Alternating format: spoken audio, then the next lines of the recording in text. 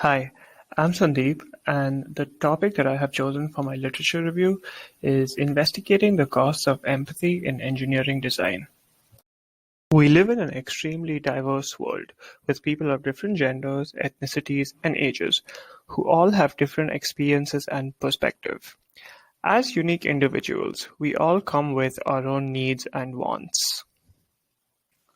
To meet these diverse needs, the practice of human-centered design focuses on involving the user from the start of the design process. The first stage of the human-centered design process, as shown in the figure, begins with seeking inspiration for the design. At this stage, engaging in empathy with users can prove to be a powerful tool for designers. Empathy, as defined by Kahoot, is the capacity to think and feel oneself in the inner life of another person. It is our lifelong ability to experience what another person experiences, though usually and appropriately to an attenuated degree. This trait of empathy, which allows individuals to feel and experience other people's emotions, has prompted a number of design researchers to encourage designers to empathize with the users who they are designing for.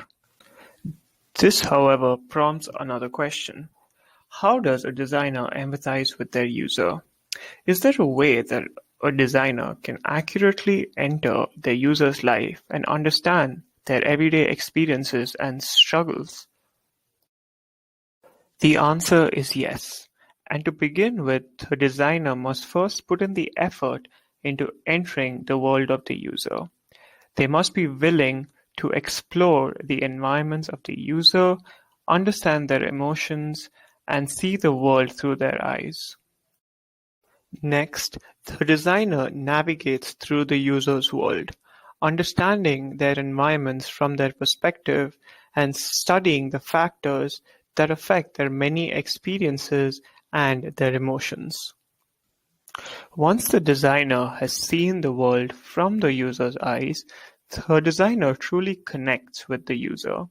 The designer starts to reflect the same emotions and feelings that the user experiences.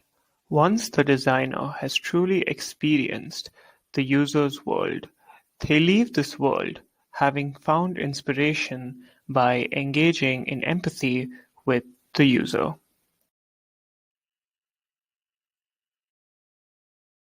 This entire process of interacting with an individual and stepping into their shoes may seem highly complicated. So the question then arises, how complicated is empathy really? The answer, however, isn't that simple. A number of researchers in psychology have explored the various factors that affect empathy and the various aspects that are associated with it. Researchers in psychology have acknowledged the existence of two distinct components of empathy. First, the affective component is an automated response to another person's emotional state. For example, feeling happy and smiling back when another person smiles at you. The second and more complicated component of empathy is the cognitive component. This has been acknowledged to be less voluntary and involves a person taking perspective and imagining a situation. Researchers in psychology have also identified a number of intrinsic and extrinsic factors that either inhibit or promote a person's ability to empathize. Research has shown that the lack of time in a certain situation inhibits a person's ability to empathize. Researchers have also found that when there was some sort of compensation involved, an individual's empathetic accuracy increased. However, their actual self-concern for the individual in question did not increase significantly. More interestingly, a recent study showed that individuals viewed the entire experience of viewing the world from another person's eyes as cognitively challenging and chose to avoid empathy due to the cognitive load involved. It is interesting to draw a connection between the factors that affect empathy and the many factors like monetary resources, time constraints, and cognitive effort that have shown to influence a designer's decision-making process. This then raises the question of an existence of gap in literature. While research in design has shown the importance of empathy, and while research in psychology has shown the costs associated with empathy, no studies have examined the costs of empathy in an already cognitively heavy process like design.